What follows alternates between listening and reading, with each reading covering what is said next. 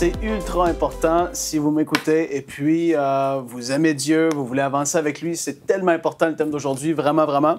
Et puis en fait, on va commencer par dire c'est quoi ça veut dire sanctification, parce que c'est un grand mot qui fait peur à beaucoup de gens qui pensent que, il y en a qui peuvent penser que je suis né de nouveau, j'ai accepté Jésus dans ma vie, donc j'ai été sanctifié, je suis sanctifié, voilà, c'est tout, c'est fini. Mais non, en fait, c'est pas ça. La sanctification, oui, une fois qu'on a accepté Jésus dans notre vie, devant Dieu, on est vu comme étant saint. Si on veut, Dieu va nous accepter parce qu'on a accepté ce que Jésus a fait à la croix à notre place. Mais on est encore vivant sur la terre et puis on a des choix et des décisions à prendre. Et puis ça, ça va demander à ce qu'on prenne les bonnes décisions et qu'on vive la sanctification au jour le jour. Et puis la sanctification, qu'est-ce que ça veut dire? C'est se séparer des choses mauvaises de ce monde pour se consacrer davantage à Dieu. C'est ça que ça veut dire tout simplement. Si on peut le mettre très simple, c'est de se séparer des choses mauvaises, des choses profanes de ce monde pour se consacrer à Dieu, se rapprocher de Dieu. Et puis on va voir, dans la pensée, quand je parle de sanctification, moi, je le mets sur différentes, si je peux le dire comme ça, des dimensions.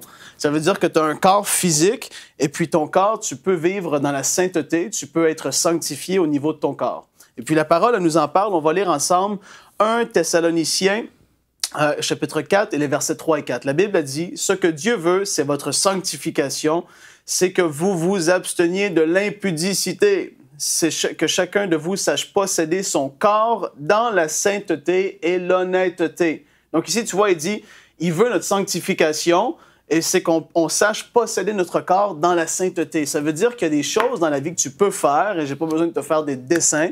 Il y a des choses que tu as entendues, que tu as vues, que tes amis t'ont racontées, que tu as peut-être déjà fait aussi par toi-même, et tu te dis, mais Dieu, il veut pas ces choses-là. Et comme je reviens à ce que j'ai dit au tout début, tu dois te séparer des choses de ce monde pour plaire à Dieu, pour te rapprocher de Dieu. Et puis ça, la pensée du monde aujourd'hui va même dire que faire certaines choses, l'impudicité, vous savez, la fornication, toutes sortes de choses sexuelles, le monde va même dire que c'est normal, même les enfants, on va commencer à leur dire ça. Si votre enfant commence à parler de ça, encouragez-le à faire ci ou ça. Tu dis, mais la parole, elle dit pas ça du tout, du tout, du tout. Et on va voir un autre passage ensemble, 1 Corinthiens 6, versets 18 à 20.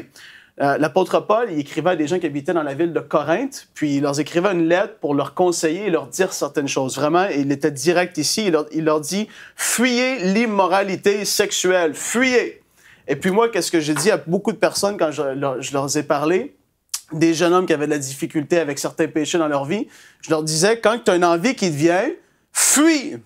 Va-t'en où il y a des gens, vis la sanctification. C'est-à-dire, on va pas faire ces choses où il y a des gens, mais va où est-ce que tu peux pas faire ces choses-là. Et l'apôtre Paul, il dit, fuyez l'impudicité, fuyez l'immoralité sexuelle. Il faut prendre ces choses au sérieux. Et là, j'ai une petite pensée, j'ai pas beaucoup de temps, on pourrait en parler beaucoup, mais on va aller à un autre point, c'est vivre la sanctification au niveau de nos pensées. Et ça, c'est un gros point aussi. La parole, elle nous parle dans Philippiens, le chapitre 4, le verset 8. La parole nous dit « Au reste, frères, que tout ce qui est vrai, tout ce qui est honorable, tout ce qui est juste, tout ce qui est pur, tout ce qui est aimable, tout ce qui mérite l'approbation, ce qui est vertueux et digne de louange, soit l'objet de vos pensées. » Donc, si dans tes pensées, tu as des problèmes, peut-être que tu as des pensées, même tout simplement, juste des pensées de haine, tu as des pensées suicidaires, tu as des pensées, tu détestes certaines personnes, tu parles en mal des autres, tu as toutes sortes de pensées dans ta tête, Dieu veut que tu vives la sanctification dans tes pensées. Et ça, c'est puissant. Et là, les gens ils peuvent se dire, « Ouais, mais comment est-ce que je vais faire ça, Frank? Parce que j'ai des pensées qui sont là, je suis bombardé, comment est-ce que ça se passe? » Bien, pour moi, personnellement, comment que ça s'est passé? Quand j'ai commencé à vraiment lire la Bible, ça, c'est le premier des points. Il faut vraiment que tu commences à faire ça par toi-même. C'est ultra important de faire ça. Tu dois lire la Bible par toi-même. Moi, j'ai commencé à le faire il y a plusieurs années de ça. J'habitais encore chez mes parents et j'avais commencé à lire la Bible le soir dans ma chambre. Là, tous les soirs, je la lisais et elle a commencé à faire un effet en moi. Elle a commencé à produire ce qu'on dit un fruit dans ma vie. Elle a commencé à me transformer, à me changer. Et puis là, je suis venu qu'à voir que mes façons de penser, mes façons d'agir, ce que je faisais, ce que je disais, c'était des choses qui n'étaient pas forcément bien, c'était pas en accord avec ce que dit la Bible. Et là, le Saint-Esprit a commencé à me reprendre. Des fois, j'allais dire quelque chose, et puis là, soudainement, il y a comme quelque chose qui m'arrêtait. Je me disais, ça me disait à l'intérieur, mais pourquoi est-ce que tu dirais ça? Tu as comme une pensée qui te vient. C'est le Saint-Esprit qui va te parler. Et là, c'est à toi de prendre la décision de faire, de dire ou de penser cette chose-là ou non. Et ça, c'est la sanctification, tout simplement dit. Comme j'ai dit, j'avais pas beaucoup de temps aujourd'hui, mais on va en parler dans la discussion. Mais la sanctification, c'est de se séparer des choses de ce monde pour se consacrer à Dieu. Et puis ça va se faire toute ta vie.